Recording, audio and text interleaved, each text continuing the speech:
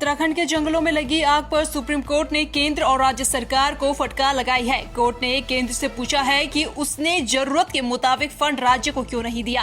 राज्य सरकार की तरफ से फंड का सही इस्तेमाल न किया जाने पर भी कोर्ट ने सवाल उठाया है। कोर्ट ने इस बात की भी आलोचना की है कि वन विभाग के अधिकारियों को भी चुनाव ड्यूटी में लगाया गया। कोर्ट ने उत्तराखंड के मुख्य सचिव से शुक्रवार को व्यक्तिगत रूप से पेश होकर जवाब देने के लिए कहा है। नैनीताल जिले के मैदानी तहसीलों में लंबे समय से प्रमाण पत्र जारी नहीं हो रहे हैं। पटवारी द्वारा कार्य बहिष्कार किए जाने के बाद लगातार फरियादों को इधर उधर भटकना पड़ रहा है। अकेले हल्द्वानी तहसील में 270 प्रमाण पत्र और लालकुआं तहसील में 98 प्रमाण पत्र अभी तक लंबित पड़े हैं। प्रमाण पत्र न बनने से विभिन्न नौकरी में आवेदन करने वाले व कॉलेज में दाखिला लेने वाले अभ्यर्थियों को भारी परेशानी हो रही है। देखिए, पटवारियों के संग एक बार वार्ता हो चुकी है और इनके लेखपाल एसोसिएशन ने भी इस बात के लिए आश्वस्त किया है कि आज जनपद स्तर पर इनकी वार्ता है और उसके बाद ये लोग आज ही काम शुरू कर देंगे। हल्द्वानी नगर निगम इस वित्तीय वर्ष के टैक्स वसूली में जुट गया है और टैक्स जमा नहीं करने वालों के खिलाफ भी कड़ी कार्रवाई करने के निर्देश दिए गए हैं। मुख्य नगर आयुक्त ने कहा कि शहर में 471 बड़े टैक्स पेयर हैं, उनसे भी टैक्स वसूली की कार्रवाई चल रही है।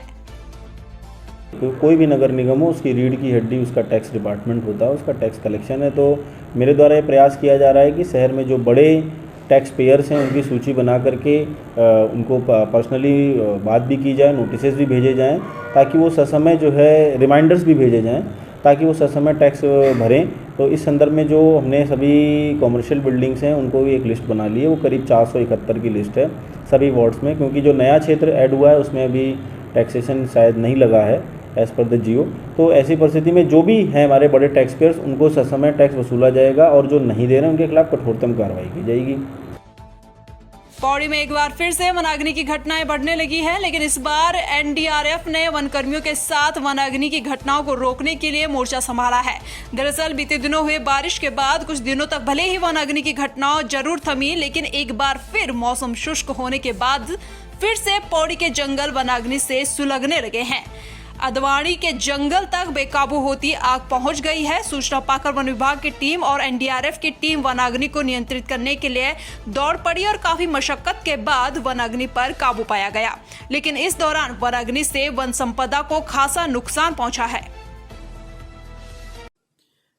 कल रात में जो सैटेलाइट डेटा से हमको सूचना मिली थी, अदवानी नॉर्थ और अदवानी साउथ में 2 जगह लार्ज फॉरेस्ट फायर की हमारे पास सूचना आई थी। कल शाम के समय तमलाग में किसी ग्रामवासी द्वारा शरारती तत्व द्वारा अपने नाप खेतों में आग लगाई, जो उसने बृहद रूप धारण किया और जंगल की तरफ बढ़ गई है और रिजर्व फॉरेस्ट तक पहुंच गई है। उसके बाद तुरंत वन विभाग की टीम मौके पर पहुंची, लेकिन आग बेकाबू होने के कारण हम लोगों को एनडीआरएफ को रोपिन करना पड़ा और उसके बाद जो है एनडीआरएफ को भी हम लोगों ने डायरेक्शंस दिए हैं और एनडीआरएफ से भी मदद ले रहे हैं। अभी वर्तमान में वन विभाग की टीम, एनडीआरएफ की टीम और हरिद्वार से जो वन विभाग की एक स्पेशल टीम हमारे पास आई है, उसको भी हम लोगों ने लगा दिया है और आग कंट्रोल करने का काम हम लोग करें। अवैध खनन पर प्रतिबंध के भले ही सरकार लाख दावे कर ले, लेकिन वह धरातल पर कहीं नजर नहीं आते।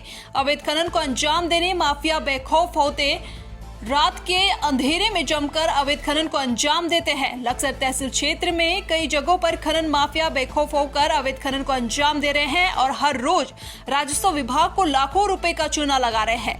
ये तस्वीरें देर रात रुड़की लक्सर मार्ग की है, जहां शाम ढलते ही अवैध खनन से लदे बेलगाम ओवरलोड वाहन सड़कों पर दौड़ने लगते हैं। ना तो इन्हें पुलिस का डर है और ना ही प्रशासन का। वही सूचना पर देर रात तहसील प्रशासन की टीम ने कुआंखेड़ा गांव के पास सोलानी नदी में छापेमारी करते हुए एक जेसीबी मशीन सहित एक मिट्टी से लदे डंपर को पकड़ लिया और तहसील ले आई। बहरहाल सवाल बहुत बड़ा है कि आखिरकार किसकी सलाह पर लक्सर में इतने बड़े पैमाने पर अवैध खनन को अंजाम दिया जा रहा है, जिस पर अंकुश लगाना प्रशासन के लिए चुनौती बना है। चुनाव के बाद स्वाभाविक तौर पर 4 तारीख को मतगणना का कार्यक्रम निश्चित है और मतगणना जब होनी है, हर विधानसभा से मतगणना के जो हमारे काउंटिंग एजेंट्स हैं उन लोगों को वहाँ मतगणना के लिए जाना होगा। हम सब ने तय किया कि जिस विधानसभा से जो मतगणना के हमारे अभिकर्ता वहाँ जाएंगे, उन सबसे यही विधानसभा में आके जो प्रतिभा के लोग हैं तो उनसे यहाँ आकर मुलाकात करी जाए, उनसे बातचीत की जाए और मतगणना की जो तैयारी है उस तैयारी के संबंध में आगे मुद्दा वही आ जाएगा। मेरे साथ में अब जानते हैं भाई, हमारे छोटे भाई यहाँ के बड़े ही विधायक हैं और सभी बारिया जी हमारे साथ में हैं, हमारे पूर्व विधायक क्षेत्र में सभी लोग जानते हैं उन्हें और बाकी कांग्रेस के सभी लोग हैं। तो आज मुख्य मुद्दा मतगणना की तैयारी से संबंधित